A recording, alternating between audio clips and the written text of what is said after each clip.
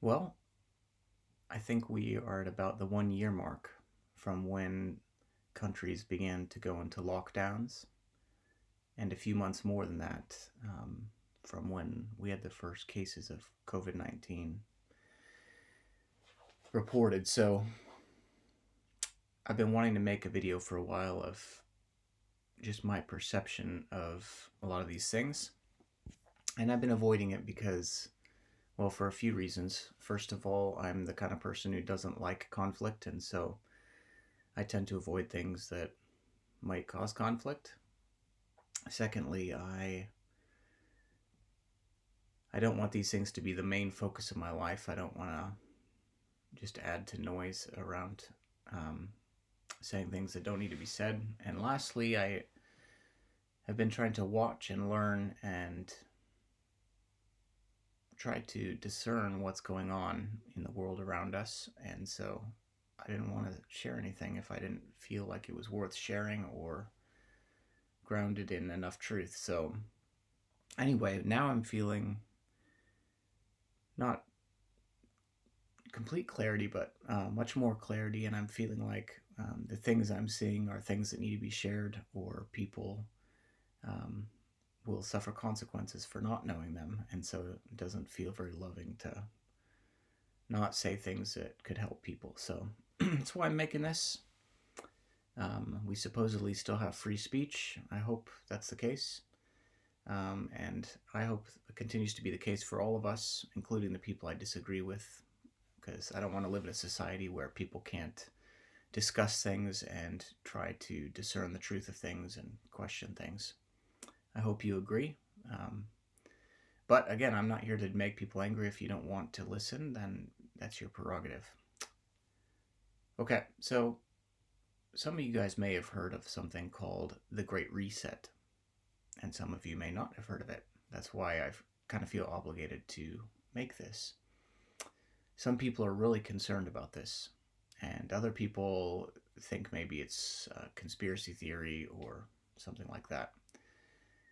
But I wanted to share it because the more I've learned about this, I really feel like it maps onto what we're seeing around us, and there's a lot of things that are very easy to verify about it. So, okay, I'm using some notes here, but the Great Reset is not, it's not a secret something. It's not something that's a bunch of suspicions of people. It's a very out in the open thing.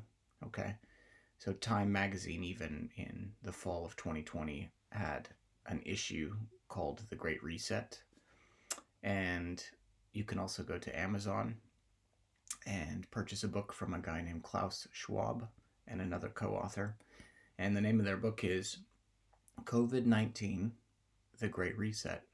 So this combination of those two ideas, COVID-19 and a Great Reset. Well, that book was released last summer, so just a few months after some of us started going into lockdowns around the world. He was ready to release his book. So talk about being ready to write a book. Anyway, who is this author, this Klaus Schwab guy? I'm glad you asked. That's what I'm going to try to share with you. Unless you're super into economics and business, which I'm not massively, you've probably never heard of something called the World Economic Forum, WEF. That's a non-governmental agency, or not agency, but organization. And they were founded 50 years ago, almost exactly. And basically, this is a hub of a bunch of the richest companies in the world and the most influential people in the world. And they meet every year in Davos, Switzerland. So you may have heard people say Davos man or Davos. They're referring to this group of people, the World Economic Forum. Several thousand of them gather each year, and here, according to Wikipedia, it says at the 2018 annual meeting, more than 3,000 participants from nearly 110 countries, so covering a huge swath of countries, participated in over 400 sessions. So they have these conferences every year. And the participation included more than 340 public figures, more than 70 heads of state and government, 45 heads of international organizations, 230 media representatives, and almost 40 cultural leaders were also represented. So here you have this big pile of movers and shakers, as we say, very influential, wealthy people. This is not an easy club that anyone can be a part of. You have to pay annually to be a part of it, and they have different levels or tiers of membership. But to be a full-on member, you have to pay about 600,000 US dollars every year. 600,000 US dollars every year. So that's what I mean. It's not like anyone can join this. You have to be basically a super wealthy elite or company. And so that's what they are. I mean, this is the 1%. This is a very elite circle of people. And it may not surprise you to know that for many years now, because of that, they've had a lot of people protesting because there seems to be a lack of transparency with certain things they do and what they do with their money. And there also seems to be a lot of the things they do seem to go around democratic processes in countries. So it's a very protected event also. They estimate it's like $9 million a year just to do security on the gathering to keep people out. And it's interesting. I mean, you don't usually spend $9 million on security for something that you're not really worried about protecting. So it's interesting. This group of super wealthy people meet in Davos every year. This is the World Economic Forum. Back to the guy, Klaus Schwab. He's the founder of that organization, and he's the executive chairman of it. So he's the guy who was ready to write this book right away, COVID-19, The Great Reset. Also, Prince William, who I'm told is one of the next guys in line for the British crown, he also publicly announced that this is the time for a great reset. So these men and the World Economic Forum, they're emphasizing that the world, and not just one nation, but the world needs to use the disruption of this pandemic. This is kind of the point of his book, to reset almost everything about how the world operates. This isn't like, hey, let's take the chance to tweak some things. This is like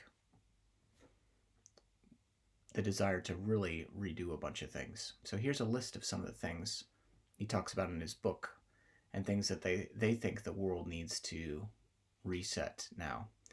They think we need to reset the types of economies we have, how our societies function, how geopolitics and government work. So that's a big thing, like change the whole way governments work. How we are affecting the environment.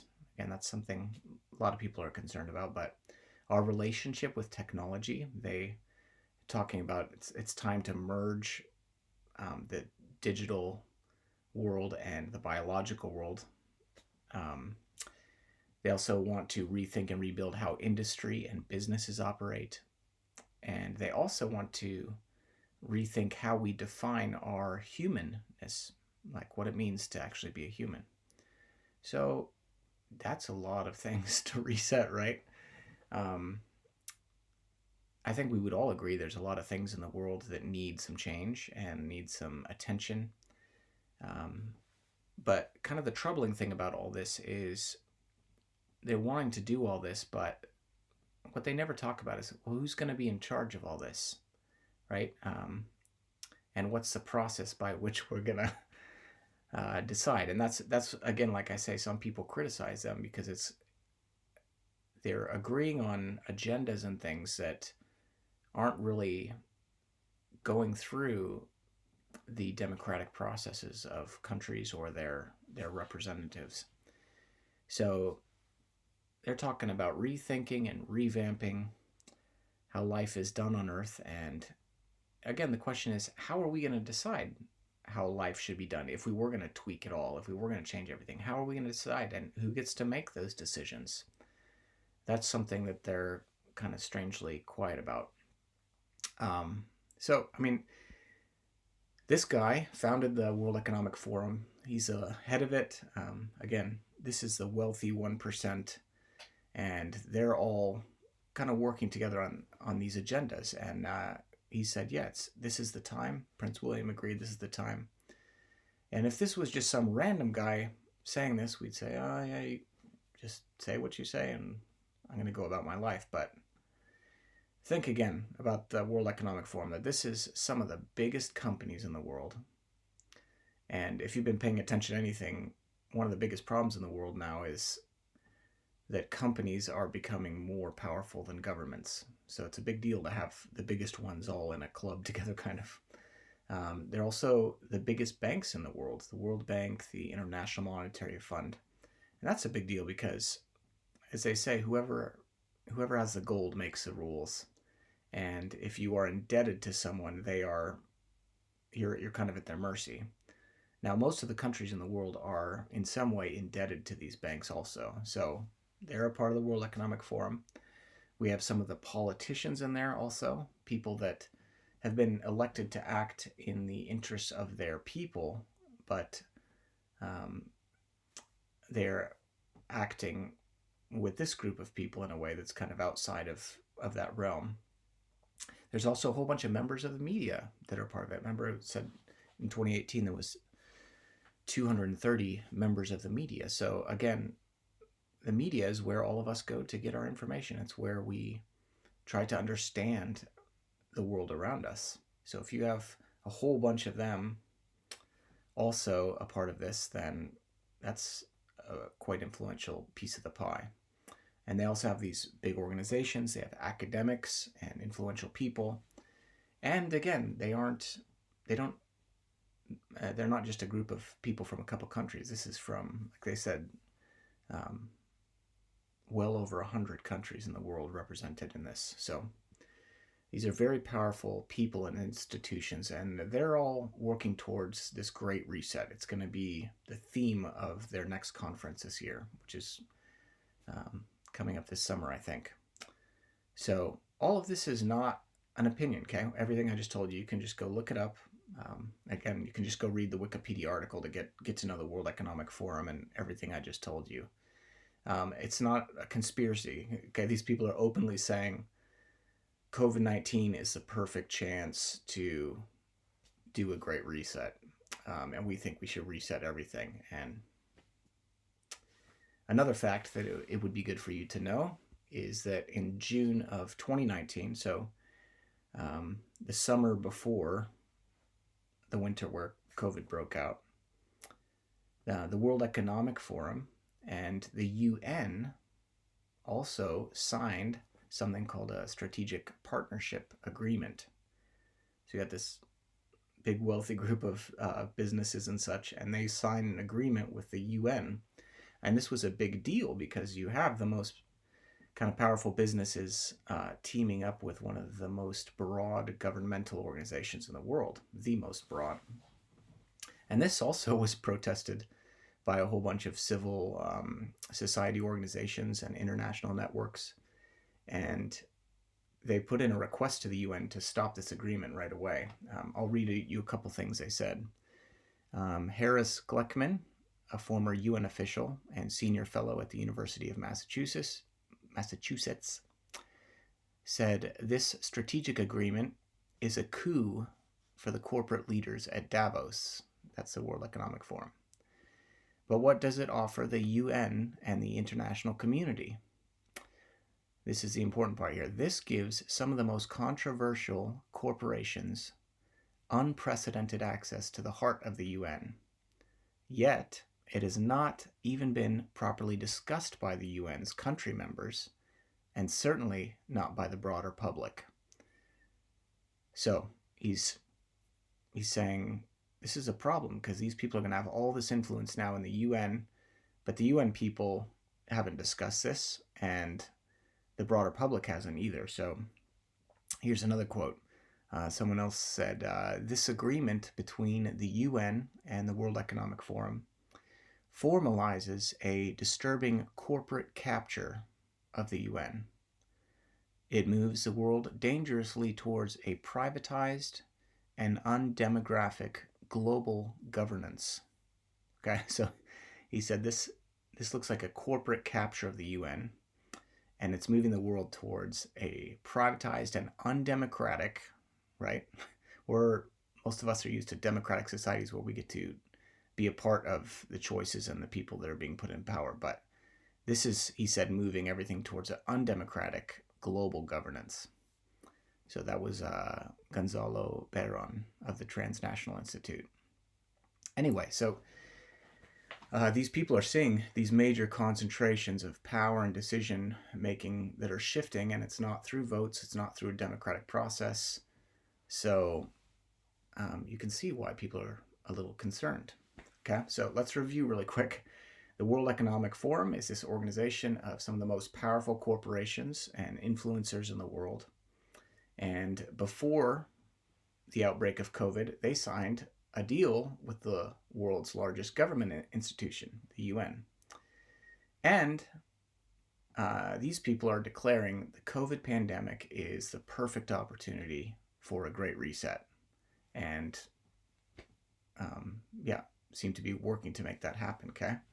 In Klaus's own words in his book, page 19, he says, we should take advantage of this unprecedented opportunity to reimagine our world, okay? So obviously, if anything could lend itself to shifting power structures and changing things up, it would be something like a pandemic. We've all seen the massive changes that have happened this year. So Klaus and the World Economic Forum, they don't want to miss this, as he says, unprecedented opportunity that has randomly come to us. But the question some people are asking is this really all random? And there's actually a good reason to wonder. In October 19th, or on October 19th of 2019, so this is just a couple months before the first reported case of corona, there was an exercise being done, and it was a global pandemic exercise, it was called. And what was the scenario of this exercise they did? Well, they were simulating, like a practice simulation of what would happen if a coronavirus was released from animals to humans. And so they talked through what the consequences would be and talked about how governments and businesses should work together. They talked about how they would deal with people sharing false information. And they talked about, not just the death tolls that would happen, but also how it would restrict travel and do this major damage to the economy. So it's this big global pandemic exercise, and this is happening right before the winter of last year. So that sounds a lot like the last year we've lived through, doesn't it? It's a pretty amazing coincidence that these people, whoever were doing this exercise, just happened to be doing a practice run of what was just about to unfold. Who are these people who randomly stumbled into the scenario that the world was just about to face? Well, there were three organizations that put on that exercise: the Johns Hopkins School of Public Health, the Bill and Melinda Gates Foundation, and maybe you guessed it, the World Economic Forum. So, at the risk of being painfully clear, let me emphasize that the same organization right now, World Economic Forum, that is moving to make sure we don't waste this awesome opportunity to change everything. That same organization was doing a exercise about how to handle exactly this kind of situation right before it happened, just a couple months before it happened. That's why a lot of people are wondering if this is really random. To be fair, there were some differences from the exercise and what we've experienced. The virus that they had in their exercise started in pigs rather than bats. It began in South America rather than China. And in their simulation, it killed 65 million people rather than our current report right now of about 2.5. I'm really glad that that number didn't match their simulation. But other than that, it bears a remarkable similarity to what the world has just lived through. So I don't know. I don't know these people's hearts. Okay, these organizations and the people running them. It all could be a ridiculous coincidence that they just happened to be simulating this a couple months before almost the same thing happened. But given the agenda that these people say they have, that they want to restart everything, and that they're so enthusiastic to use this opportunity so aggressively, the intellectual price tag of calling that coincidence is a little expensive for my taste. So, for the sake of being brief, I will also avoid pointing out some of the other strange coincidences involving the other two organizations that were part of that exercise, Johns Hopkins and the Bill and Melinda Gates Foundation.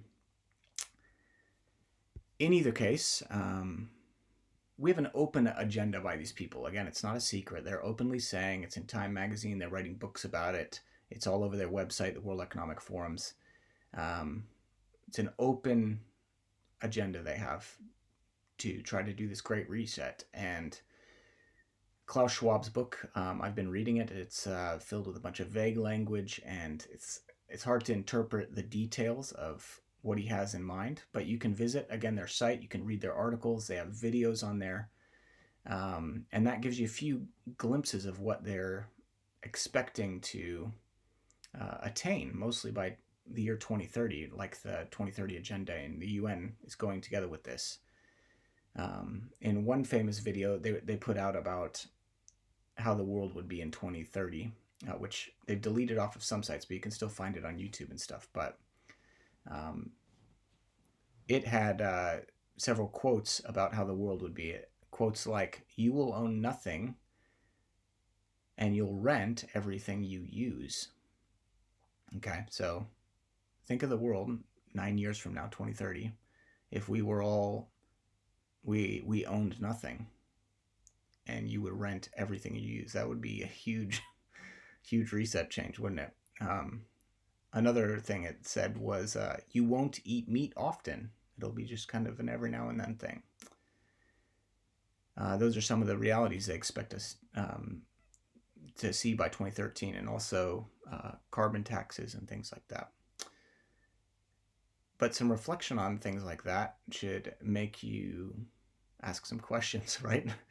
That, first of all, if I'm going to own nothing, then what's going to happen to everything I own now? Is it going to be taken? What does that mean? Secondly, if I am going to rent all that I use, then who is it that owns what I'm going to rent? It's like this kind of utopian picture of everyone's just, renting what they need and it's all sharing, but it's like, but who gets to be in charge of it? Another question, who then is going to decide what I'm allowed to use and be monitoring what I use, and who do I complain to if something goes wrong? Do we have a legal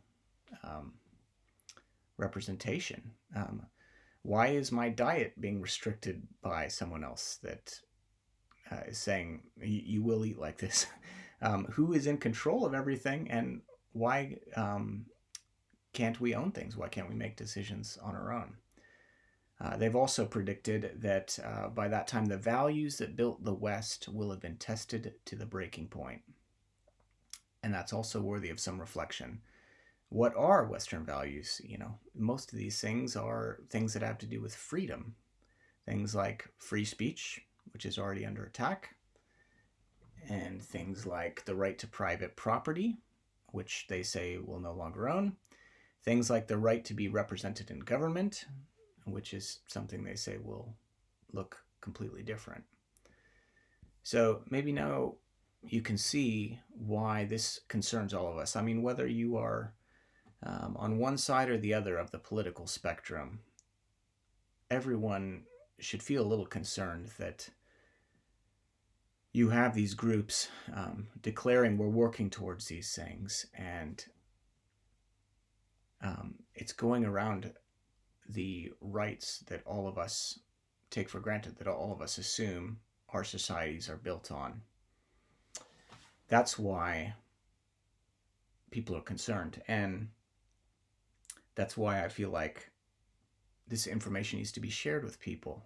I don't pretend to know all of the right way to do things, knowing all this, and I plan to keep learning and keep praying about how I should act.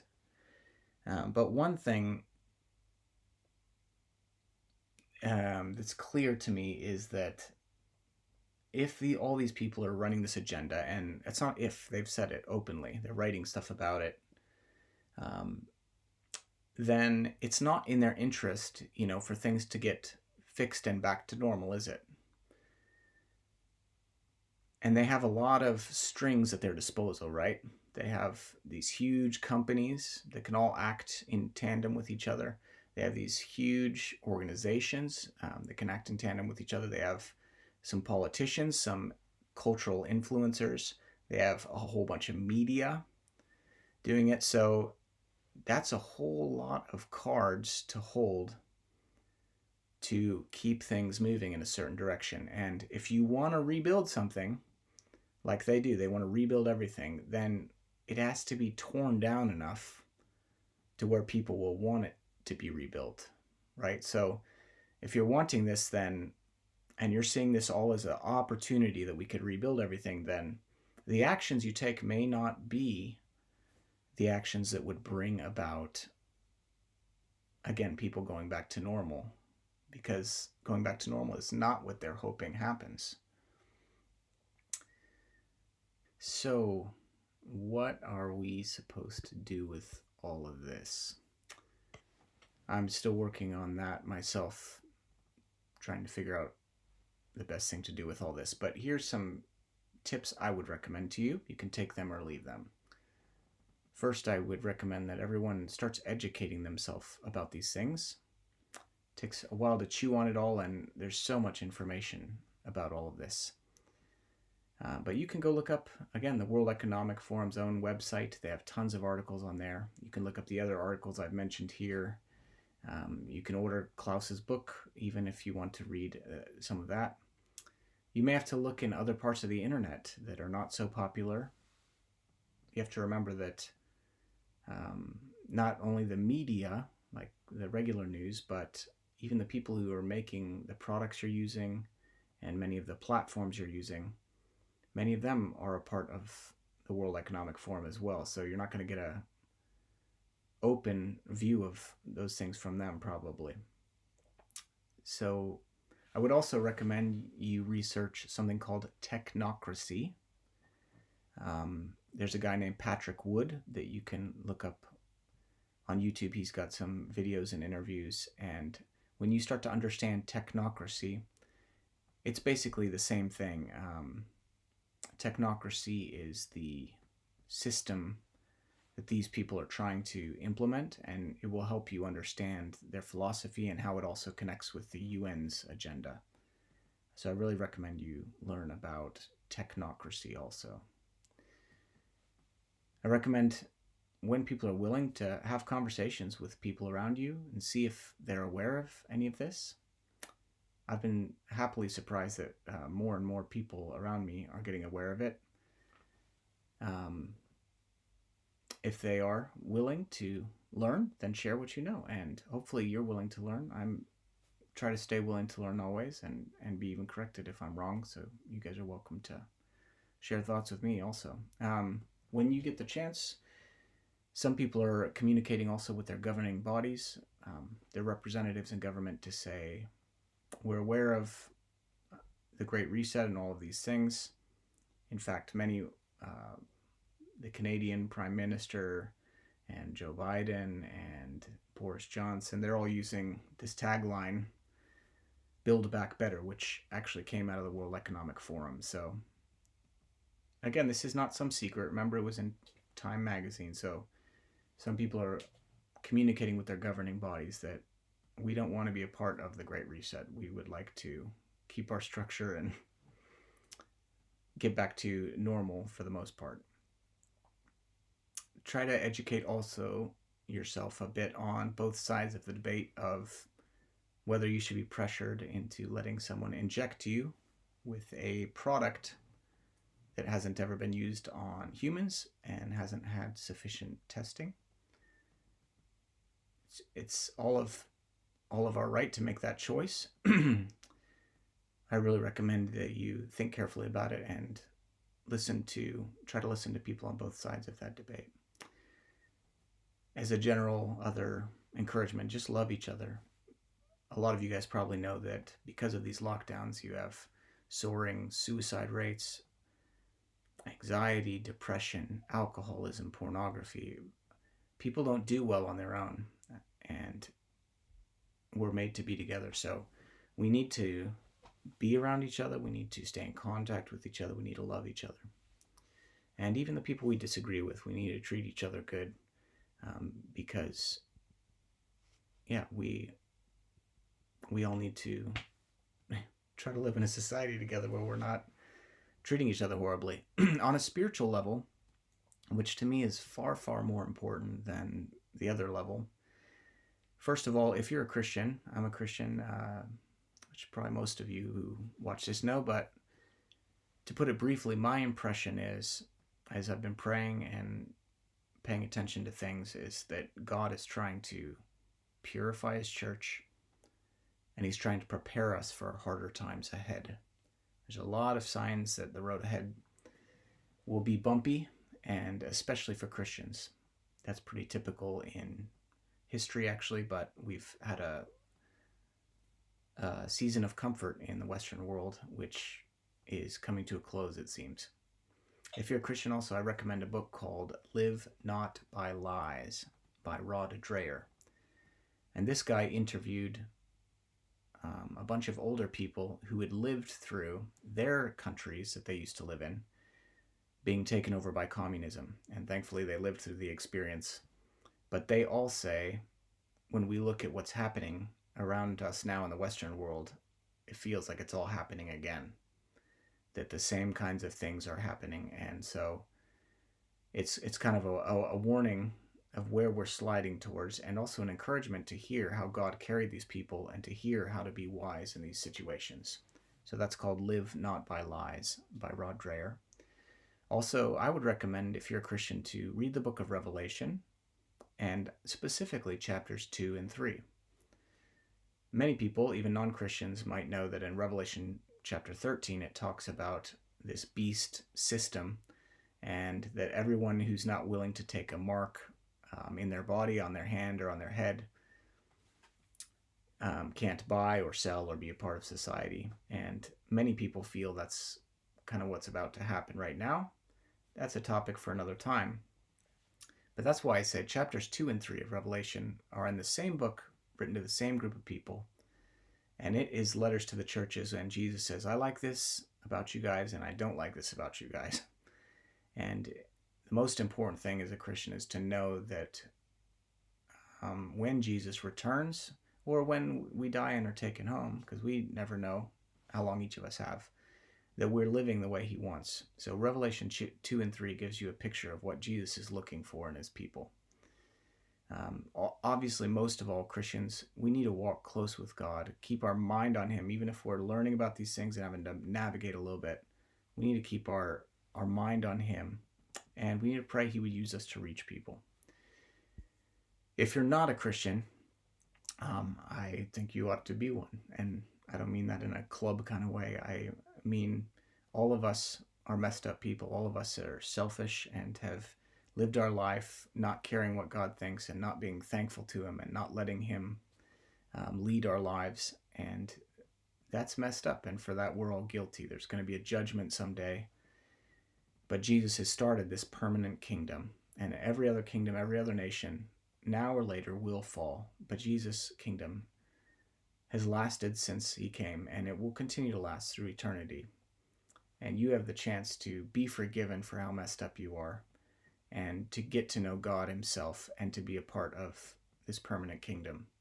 And so I recommend you turn your life to Jesus. If that sounds crazy and you don't know why someone would believe that, or that doesn't make sense to you, I have another video. I think it's called, Has anyone explain the gospel to you.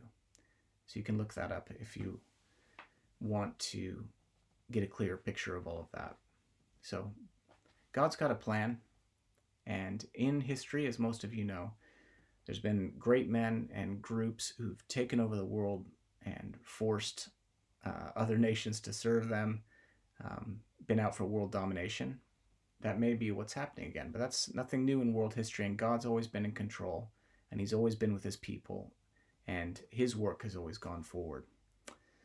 So I even pray for the people who are trying to push this great reset on the world, because they need Jesus, just like I need Jesus. They need forgiveness, and some of them may have become more and more super evil, but I suspect there's a whole bunch of people in that group that things kind of sounded good, like, yeah, we can do this, great, we can all be a part of these things, and they haven't really given thought to how these same thoughts have caused millions and millions and millions of deaths in the last century.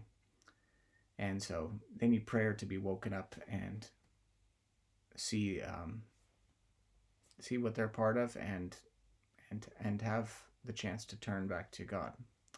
Anyway, I could talk and talk, and maybe I'll make some more videos in the future about different aspects, but I just want to get this word out so that you guys can chew on it, educate yourselves, and get serious with God. So I love you all, and God bless you.